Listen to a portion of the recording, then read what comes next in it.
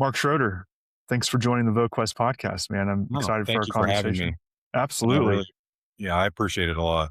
Yeah. Well, like I was telling you just a moment ago, it's popped up a few times now, and it's been on my list of uh, categories of industry to interview for and discuss. But it's popped up by a few people that I've talked to recently that have said if they could go back and tell themselves something at 17 or 18, it would be get your financial life in order earlier and start that eighth wonder of the world, that compounding interest, much earlier. So I'm excited to talk with you. I guess I've let the cat out of the bag. You know what you do. You're a financial advisor. I mean, I um, like what you said on the compounding interest. I think everybody wishes they could go back. Even yeah. me. Oh, I me thought too. I wish I could go back and put more in. Yep. Same here.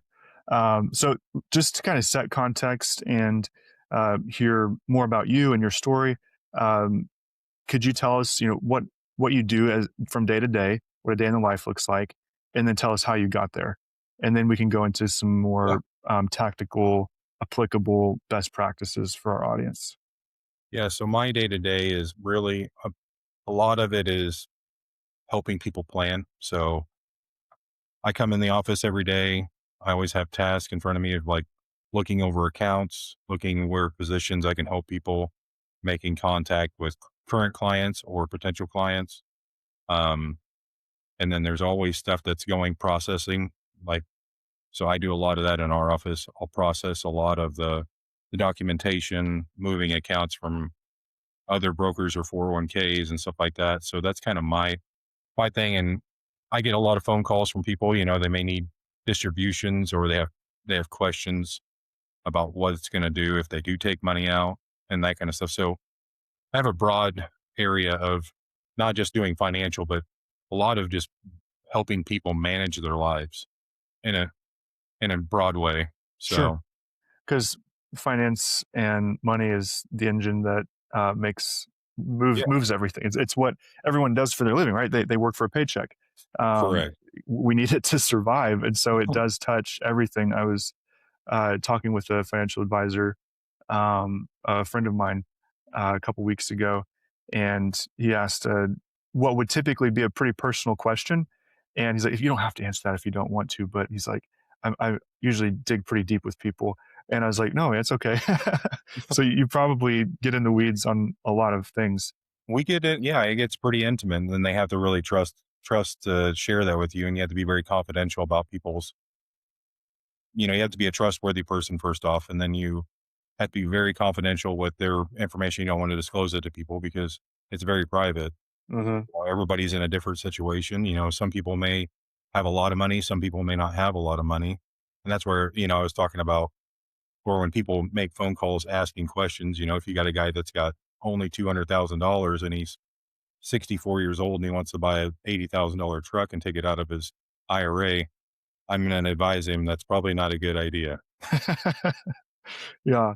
So it sounds like the day to day, it's you're managing accounts, Yeah. you're making decisions for people that are in their best interest. Hmm. You're helping advise them on different situations like the one you just described. Are you also, I would imagine there's an element of your day to day that involves the kind of the early planning process with a new client, helping understand their goals and architect a plan to accomplish those goals and all the variables in between where they are today and where they want to be. Yeah. So what I'll go kind of what we do typically on the first meeting, we usually call that a fact finder. So we bring up a new client in, a prospect, and we will go over what their assets are and kind of just basically get information, even like family information, inheritance information, properties, and then we'll meet with them in an additional time. And that way it gives us a little bit of time to go over what they have and give them what we would suggest would be a good plan for them, a plan of Cool. action, and you get to feel kind of who the client is. And so you can really structure things to really fit their needs because not everything, it's not cookie cutter. You can't just Right. throw somebody into, we're just going to throw you into this because everybody does this because it doesn't work. Yeah. Just an American fun shop. Yeah. Yeah. Yeah. And people catch on to that really quick if you're not really planning. So then they're like, Hmm. why should I go with you? I can go with anybody down the road and they'll do that. Sure.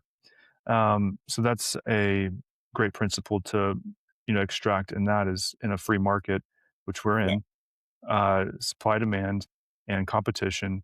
You have not only a fiduciary responsibility, but also a competitive uh, angle that you want to play to make sure that you're providing the best service, the best advice to compete against other advisors out there, right?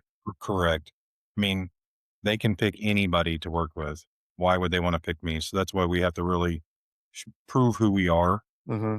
First, first thing is they have to know that you're trustworthy and they have to know that you're a legitimate person. Uh-huh. That's really the biggest thing. Finance really isn't about people making more money. Sometimes it sounds weird. It's more about that person feeling comfortable with working with the person that they're working with. Interesting. It's a strange dynamic when you talk like, I mean, because if you can, because I talk to people all the time that they work with brokers and they haven't been making money, but they Hmm. stay with them because there's some relationship tie with them or something like that. So numbers aren't always what get people to come in the door. Most of the time it's relationship. Interesting. So we try to build relationships with our clients. Hmm. We're very like my father-in-law, he taught me, he said, our practice is we're not just going to give them what they expect. We're going to over deliver. Hmm. So whether that be like giving them like Christmas cards, making contact with them regularly, just being friends with your clients. And a lot of my clients I'm actually really close to like that. I mean, Yeah. I go out to their properties or hang out with them. I have one client that builds old trucks. I'll go and sit in his shop with him and just hang out with him and talk with him. And if I had him on here right now, he would say, Mark's the only guy I know that would be a financial advisor that would answer a phone call on a hunting blind. I mean, and that it really it's funny because he's like that like totally sold the deal on that. That's amazing. Uh, as you were talking, it reminded me of a framework that I heard a long time ago, and it's been really helpful to me. It's more of a sales type framework, but what you're describing, it fits. It's essentially when you're going to work with someone, understand that they're asking themselves three questions, whether they realize it or not. One is, can I trust you? Yeah, Two is, are you good at what you do? And three is, do you care about me? correct. And if you can answer all three of those, then you'll win their business, and you'll also hopefully win the relationship for the lifetime of their business. Yeah, that's really the key. And then you can a lot of people can win that trust at first, but if it doesn't last, then they leave. Yeah. So that's the thing. You have to be very consistent. And that's why, you know, just basic principles and morality of your life and how you Hmm. practice really bleed over into your professional life. Yeah.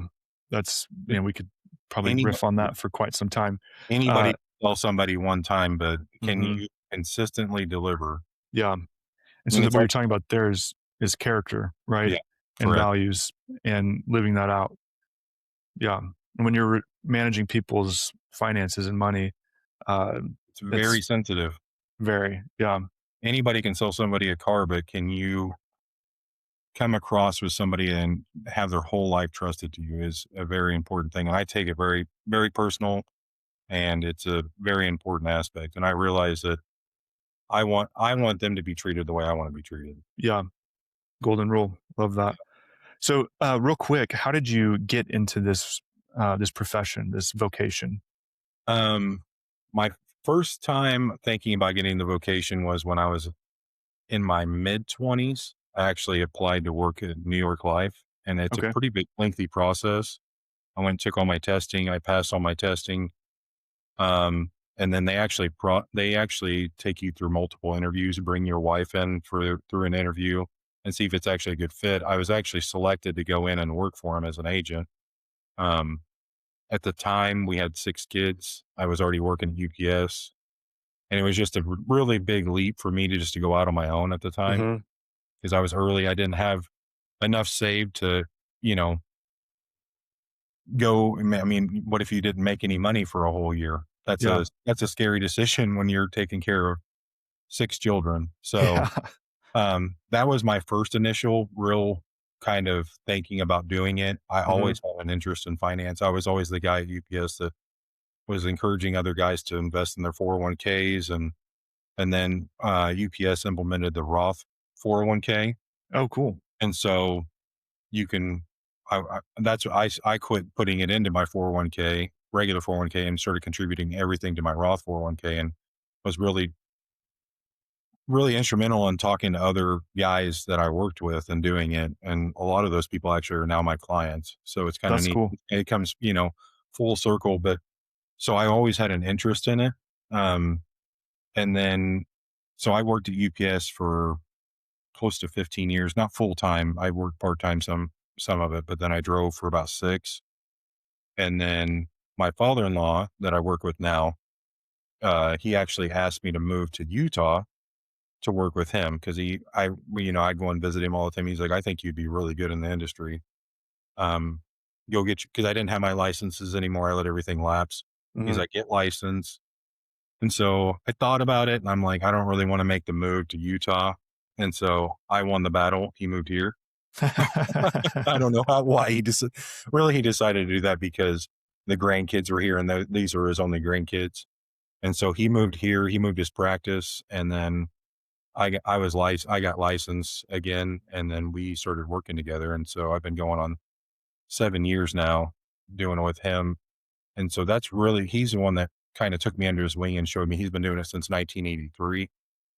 And Wow. so he's been a top financial advisor, and not just, I mean, in the United States, like, you know, so it was a little bit easier for me at that time to kind of jump on board because I already knew he had a lot of experience. It wasn't somebody that I didn't trust and stuff like that. Hmm. He had a lot to offer. So That, yeah. that really helped me push, even though I was leaving a career that I'd been at for a while and I was making really good money.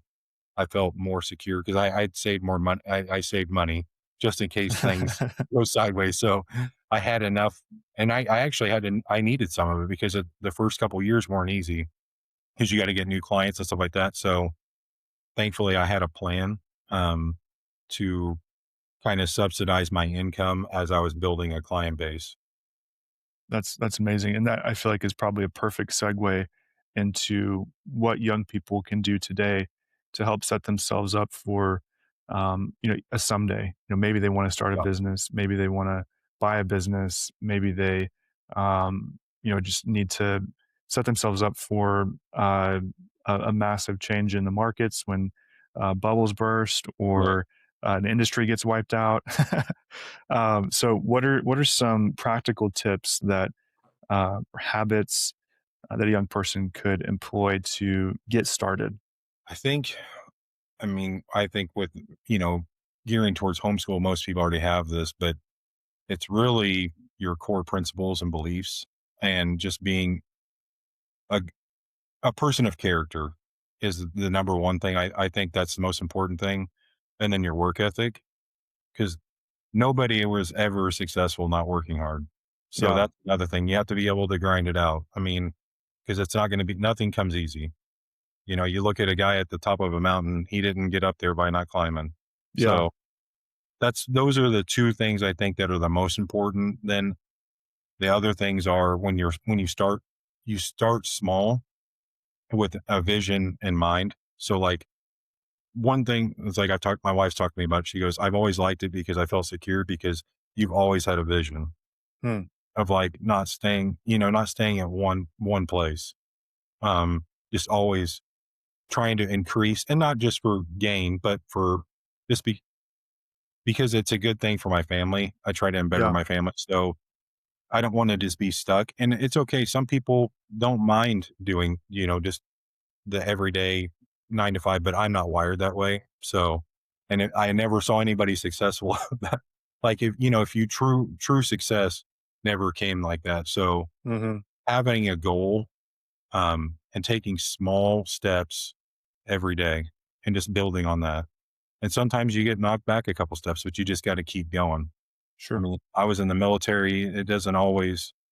Things don't always work out, and you wake up every day, you're getting screamed at, and then you can't let that weigh on you. You have to look at the end goal of the day. It's like, I just got to get this mission done, and then it's all over at the end of the day, and I get to go to bed. So, Yeah. So a few things there. And I love that you started with character and work ethic before talking about Roth IRAs or 401ks or savings or accounts or anything like that. yeah, You need to have a solid foundation that can produce income and that you can then manage and work right. with, right? Um, You're your and biggest asset. That's the thing is, it doesn't matter how much money you have because you see people that have money, but if they don't know how to have character and they mismanage it, everything goes away. mm, So you could have a pile of money, but if you have terrible character, you make bad decisions, that money goes away really quick. I mean, you see it with people that win the lottery. yeah, They win $300 million and in 8 months you're broke. You it, to people like you and I, it's like, how is that even possible? right. You know, but it really it comes down to character. A lot Hmm. of those people don't have character, so they don't know how to manage the money. So step one, character, work ethic, goals. I love that you mentioned that Yeah, goals and vision. And something else that kind of was um, a brief mention was, making good decisions. I think people think that decisions are, they just kind of happen and you address them when they come up. But for those listening, if you're not aware, like there are decision making frameworks, there are ways that you can approach decisions that are better than not right. uh, applying a framework. Advice like an advisor, like we're talking about right now. And then I think also just from a biblical perspective, as a Yeah. Christian, like um, there's all kinds of helpful decision making frameworks that are biblically based too. Well, I mean, so I think a simple way to put it is being proactive and not reactive. Mm-hmm. So a lot of people like to just wait until they have to react instead of thinking things through. And not everything goes as planned, but you have a plan. So like a person without a plan is not a plan at all. Mm-hmm. So you look at things and you try to vision it out in a futuristic way. And it's not going to go perfect, but at least you have a plan and you're not reacting to everything. Yeah. I think isn't this a military phrase? Proper prior planning prevents poor performance. Yeah. Yeah. And it's I th- very true. yeah, It happens in everyday life. yeah, And that's what my job is. I mean, I have to look at global markets, what things are going on. I mean, even right now with the war that's going on in Iran, I have to think about that and I have to bring it up to clients and say, we should reposition you in this or that mm-hmm. and kind of being proactive. I was actually being proactive when things were being talked about prior and talking to people about it before it even happened. Yeah, and it's much better to have a plan and need to pivot than to try to create a plan on the fly. Yes. Yeah. Yeah, exactly. So, from a kind of a practical, tactical um, next step after you've got your foundation of character, of um, work ethic, values, skills, you're generating some income. What are some practical things that people can do, even just to think about it from a habit perspective? Like, So, yeah, exactly. I want to, because I kind of talk to my kids. I wasn't taught this when I was younger, but we always, because we believe in tithing. So mhm, giving to the Lord. And then that's a big important part. But then you also need to give to yourself. hmm, So you need to set aside a portion of your money. My kids, they go and work at a friend of mine. He owns a strawberry patch. And every time they have money, I tell them, you need to give a portion to the Lord. And then you need to set aside a portion for yourself for savings. And then the other part, you need to, you can have certain amounts for, you know, things you can have for enjoyment and, your necessities and needs. Cause like, if you kids at the time, they don't have a home, but, just basic and, if they want extra food or stuff like that, or, I try to actually set my kids up to where they actually have things that they need to purchase. mm, That way they kind of get a framework of when they Uh-huh. go out into the real world that they're not blindsided that things cost what they cost. Yeah. So, Yeah. so they really have to kind of frame in that they're setting aside a certain amount and they're investing it and saving it. And so it's really important to set aside a certain portion of your money. And it can be small. I typically like to start out around 10% Okay. and then work your way. Either, you can go even higher. It just depends on the situation. But setting aside something, especially earlier on, because compounding interest it really is kind of a miracle. And when your age is on your side, so Yes. you don't have to have as much money in order for it to compound as it continues to grow and grow and grow. Whereas, like, if you're 18 and you put away $100 a month, if you waited till you were 40, you'd have to put $50,000 a month away to equal the same amount of money, which is crazy to think. That's wild. Yeah, Wow. When yeah. to if you were 18 and waited until when? If you waited till you were like 50 years old Mhm. to put money away, and that if you would have just put $100 away when you were 18, by the time you were 50, you would have to put around $50,000 in to equal the same amount of money because of the compounding interest. Because even though you put $50,000 Mhm. in, it's not compounding interest because it's just now starting interest. So Yeah. you know, if you made money on it, it's not that much because it hasn't compounded. Mhm. And so, again, just kind of from a practical standpoint, what should a young person, what kind of investment vehicle should they consider if they only have like $100 a month to invest? If you had $100 a month, you could talk to your parents. You could I mean, honestly, you could set up a Robinhood. You could, if you have somebody in your family that does investing, go and sit down with a planner, talk to them. Um, like my kids, I just start up Robinhoods and then you can be the parent on it and basically set it up to where they put money, contribute money in there. You have to have a bank account, but Mhm. that you can deposit money and you can put it in different investments. You can't, unless you have a job, you can't do a Roth.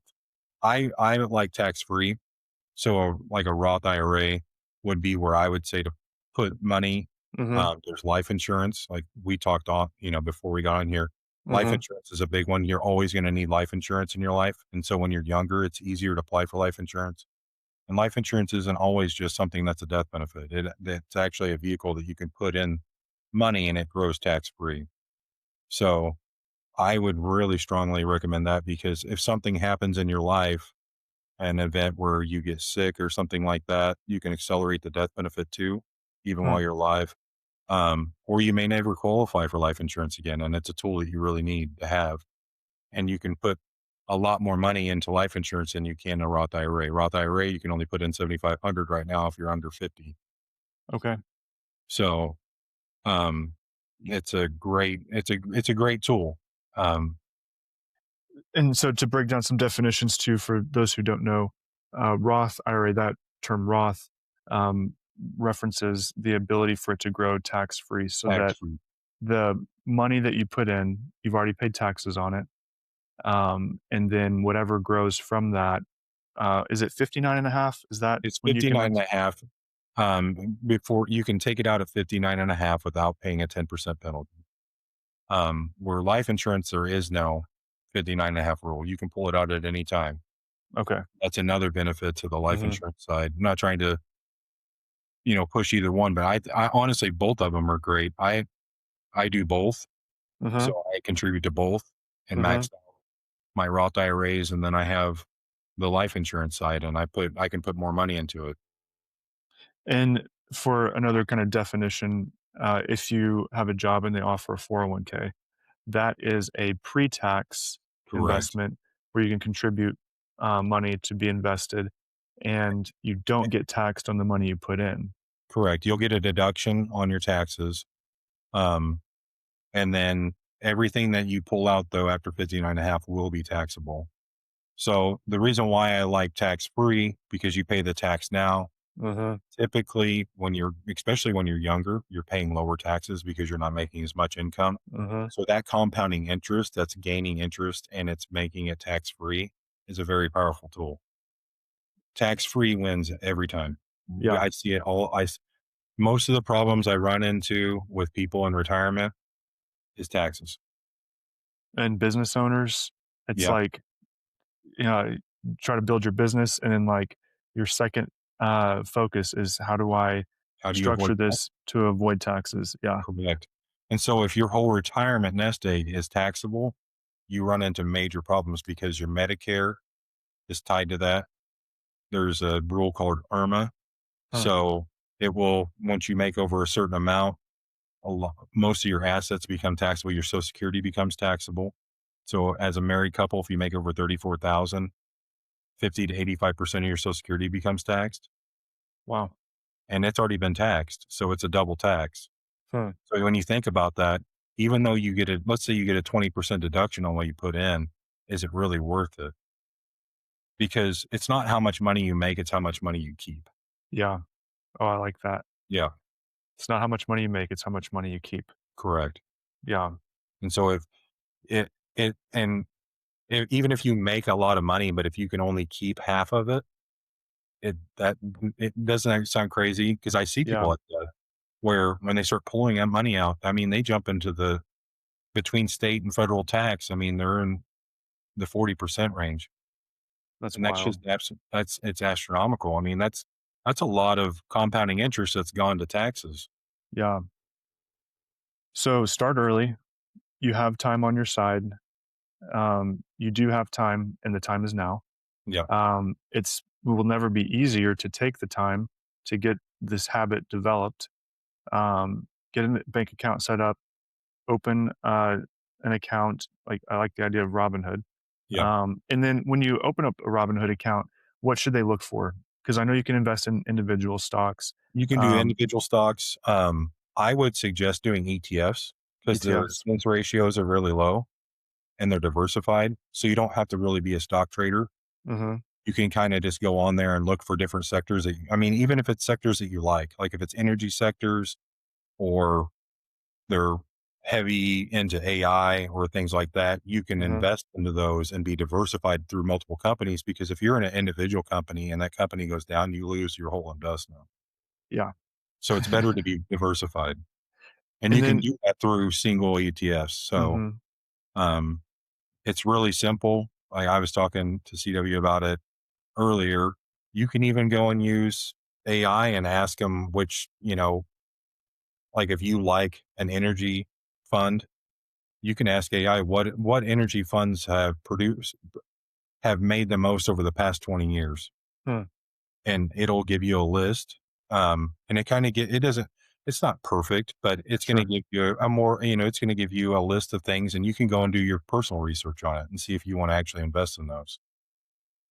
That's really helpful. That's good. When it comes to not over trading and not trying to time things, especially as you're young, Yeah, any advice on that? Because I know it's very popular and it's I, very I eye did it. catching. I Yeah. did. I and I'm really good about watching stocks and stuff like that. It's really hard to time. It's not. Everybody always is like, well, if I had known 2008 was going to happen, I would have sold it, but they didn't. And Right. so what they do is a lot of times people panic and they sell at the wrong time, Hmm. and they'll sell on the low side and then they buy back in on the high. So if if you do go through a time in your investing where it starts to go down, the worst thing to do is to sell because then you're realizing a loss Yeah. at that time. So because you have to sell more shares to you get your money out, and then you have to buy back in at a higher price, and so you have less money working for you. So it's better to write it out. I was talking to you about Doug Andrews, and he talks to people about when they're in retirement. A lot of times, because people when they get older, they're not as risk adverse, so they don't like to be in risk. Hmm. So most people lose their money in retirement because when the market starts going down, they start selling their mutual funds Mm. and they can't time it the correct way. Even their brokers will do it. Their brokers will sell them off at the wrong time, or the client will call into a broker and say, you know what, I want you to sell my positions right now. And they'll do it, but it really hurts them in the end. I was And going to say that's I. I'm not trying to push anyone to you or anything like that, but that's the importance of having a financial advisor and someone who can manage it, and Yeah, someone who does have a pulse on the market and who has seen good markets, bad markets, and can help you remove that emotional element that can make for bad decisions. correct. And then to get on to the younger side, you can be in higher risk because you have time on your side. Yeah. So when people typically, when we have clients come in, there's like if you're 60, there's a 60/40 rule.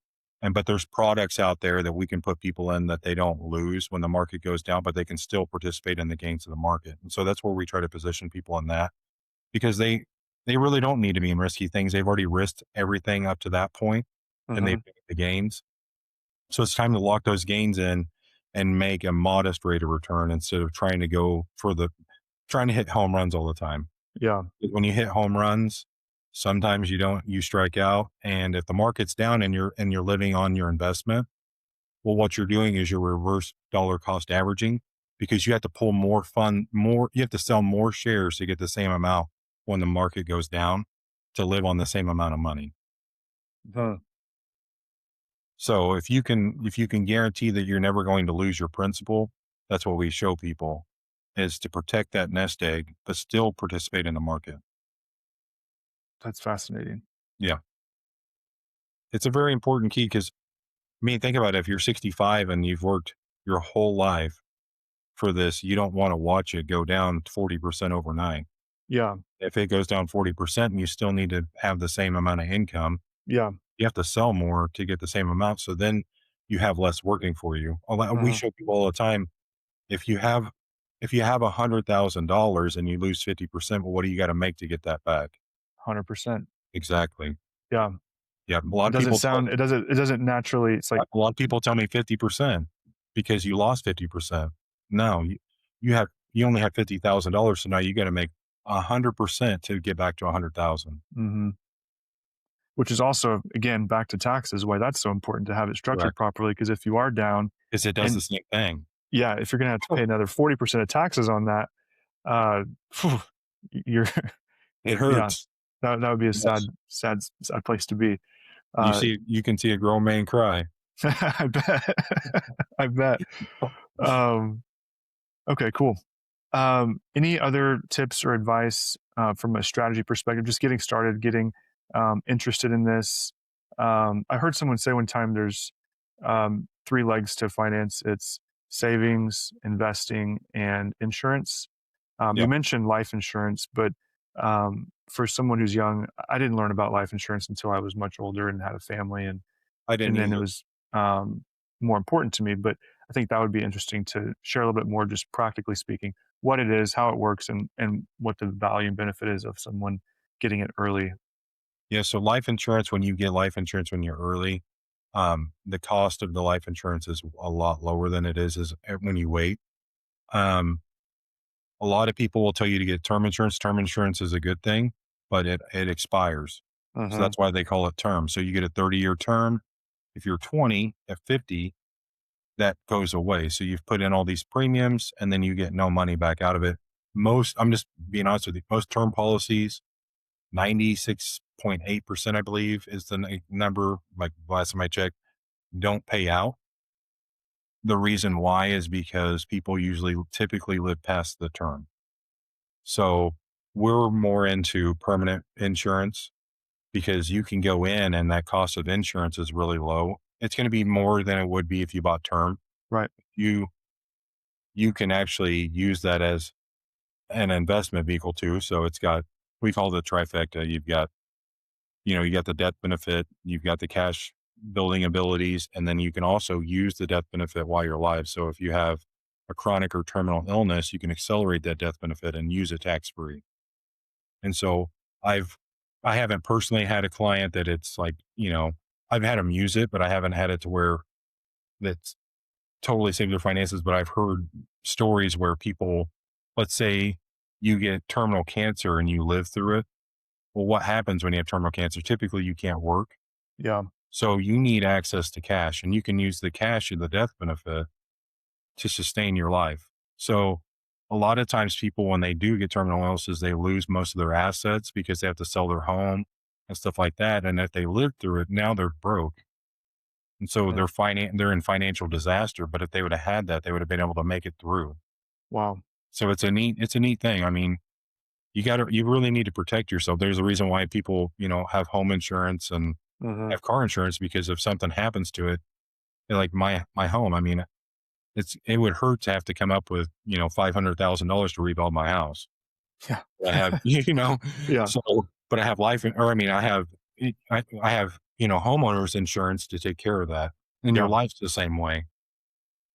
So I'm just curious personally, accessing the death benefit, if it's growing, you can access the total that would be paid out at your death. Not the How does total that? amount. So Okay. one of the companies we use, they allow you to accelerate 89% of the death benefit. Okay. So if you have $100,000 death benefit, you could accelerate 89,000 of it. Do you get that as a loan? Like, do you have to pay any of that back, You don't or have is to it? pay it back now. Wow, So that's what would incredible. happen upon death is they would only get the remainder Hmm. of the death benefit. But it's a Okay. nice thing to have as a parachute to be able to Yeah. accelerate that and use it.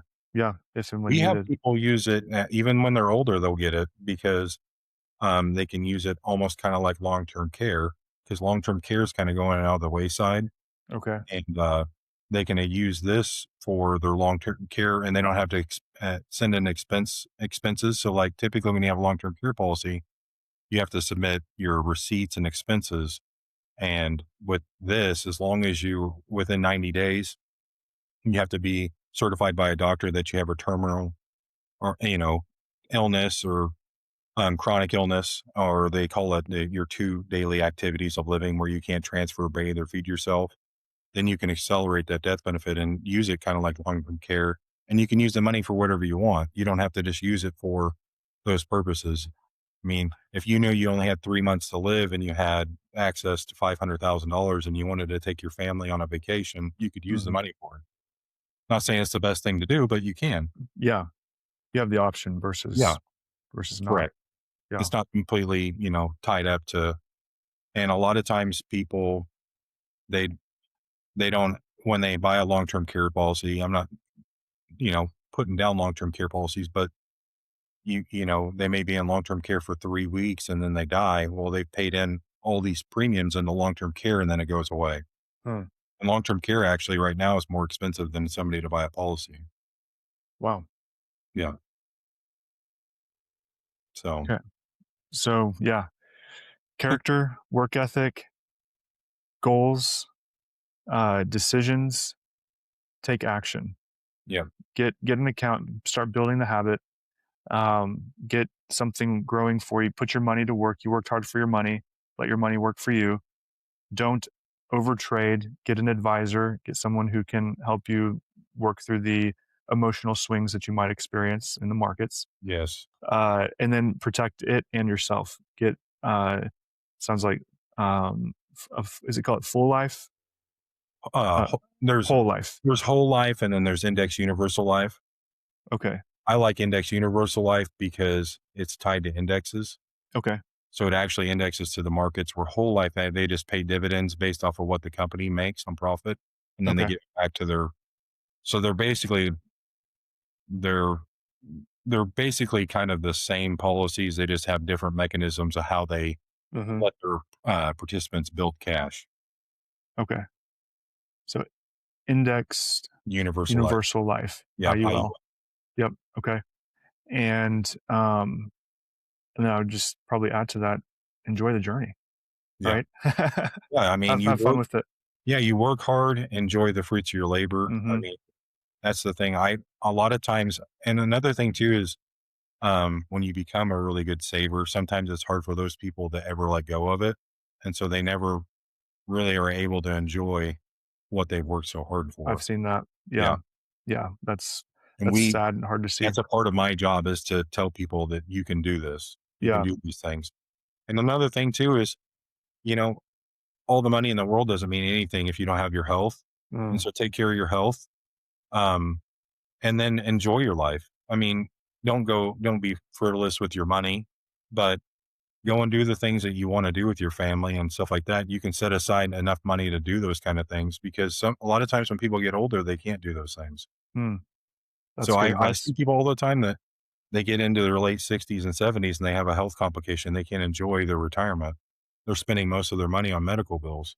Wow.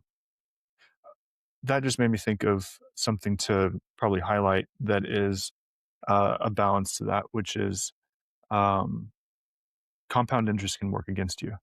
Yeah. And so, any They advice become an on, addiction. mm, They really can. I actually, he's not a client, but he's a family member and he enjoys watching his money grow more than anything in his life. wow. He will not spend it. He's So like, I was, if I take out $1,000, then that can't compound. And so it drives wow, him nuts. wow.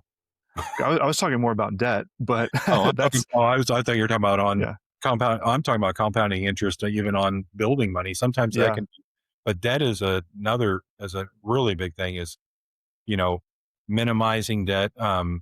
There's ways that you can use, especially in today's day and age, it's hard to save up to buy a home. right. So you need to get a loan. But, but if you can find somebody or that a financial advisor that can, if you get a 2% interest, and that's another thing too, is I'm not always a big believer in just paying off your house either early. And Hmm. I know that sounds weird because I have a 2% interest rate on my house. I can make more money with my money than the house can. Yeah. And my house is growing. So my home is making money. So I'm making money in my home.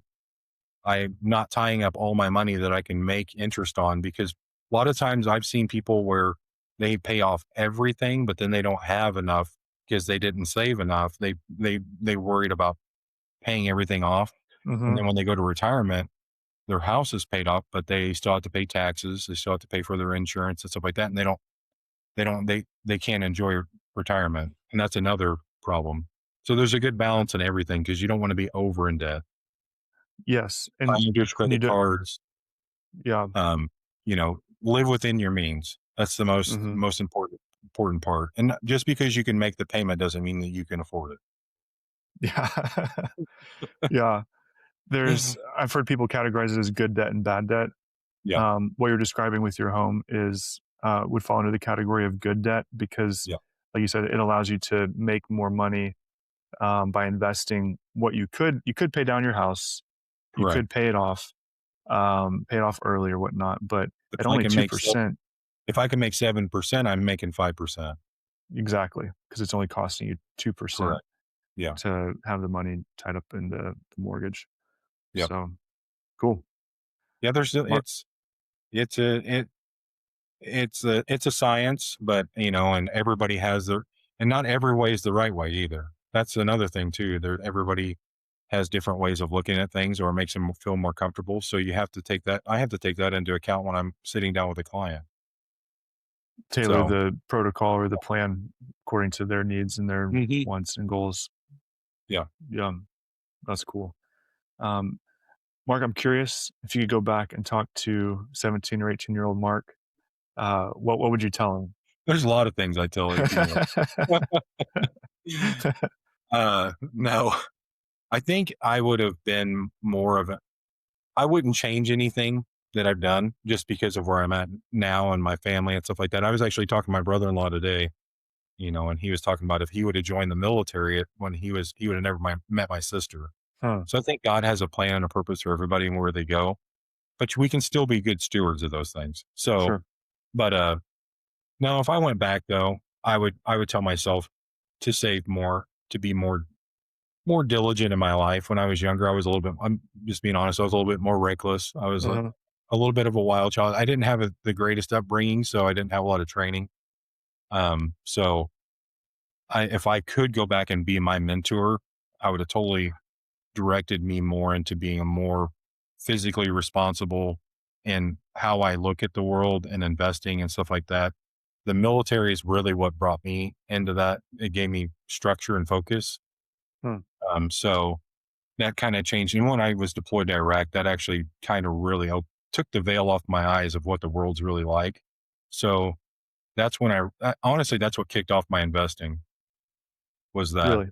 kind of looking at the world how it is, and uh, just realizing how important life is and planning for my family and stuff like that. So it gave me a great appreciation for life Hmm, and being responsible. So that was a good that was the reason why I joined. It was kind of a reset for my life, and it really did help me. that's really cool. How old were you when you joined? I joined, I was 21 when I Okay. joined. So a little bit later than typical people, a lot of people get out of high school and stuff. Hmm. I went through kind of a younger age of wanting to do things my way, and they weren't going my way. They were going my way, but the wrong way. Yeah. And so I really did. I'll never forget. I looked in the mirror one day and I said, you know what? You're not going to amount to anything. And so Mm, something's got to change. And I had a friend that came back from the basic training. He's like, dude, you need to go. wow. You need to go and join. He's like, I think it'll be good for you. And it did change my life. I wouldn't have met my wife if I wouldn't have joined. So That's amazing. yeah, I love that you started with that you wouldn't change anything about it because it's what God has used to bring you where you are. And I think that yeah, can be incredibly comforting to someone who's looking out post high school, post college, and feels analysis paralysis or overwhelm or angst that they don't have it all figured out yet. And I think that's part of what I'm trying to help people understand is enjoy the process, enjoy the yeah. journey, and trust God. Just trust God and try to do the next right thing. Mm, yeah, Prayer, stuff like that. Just And it's never going to be perfect. right. Life's messy. I mean, you read the scriptures, look at every one of the people that were the most, look at David. I mean, Yeah, his life, he was a man after God's own heart, but he was with all sorts of faults. right, And I'm not telling people to have faults, right. No, I know. Yeah, I'm saying that, God has a plan for every one of us. He really yeah, does. And so yeah. just trust in him and he'll lead you. I mean, uh, I haven't always made a lot of money and stuff like that when I was younger, and God was always there and took care of our family. Love that. I had when we were pregnant with my first child, I was stressing big time. Like, how am I going to do that? How are we going to do this? I'm not ready for this. This is too early. And one of my good friends, mentors, and business partners at the time, he told me, he said, "Hey, God provides for babies," He does. and he absolutely Yeah. does. I had 3. My wife had 3 at once, so I really I Oh, found man. that out when I was in Iraq. She's like, "Yeah, we're pregnant, and there's not just one." I said, "Oh, we're having twins." She said, "No, we're having triplets." And I was actually on Skype with all my friends, and they about lost it. I feel like it was a stressful moment for me. I was excited but worried at Yeah, this like, how am I yeah. provide for a like, because we had Taylor already, and I'm like, "How am I gonna provide for 4 children?" Wow, And then we had, 3 more. that's awesome. Not as good. That's great. I love it. Mark, thanks for being here and sharing Yeah, your tips and advice. Really means a lot. I hope sincerely that people will take your advice to heart and take action on it because they won't regret it. yeah. So, No, I appreciate you having me. It's always nice to, talk about things, and sometimes you get caught up in what you do and you don't really think about what you're doing every day because you just get so used to doing it. So mm-hmm. when it gets extracted like it does on this podcast, it's really neat to just kind of it makes your brain start going through what you do every day and the processes because you get I do it every day, so it's just natural habit now. Sure. Yeah, I love it. That's cool. Yeah, it's help people, and that's what I do every day. So that's what I love about it.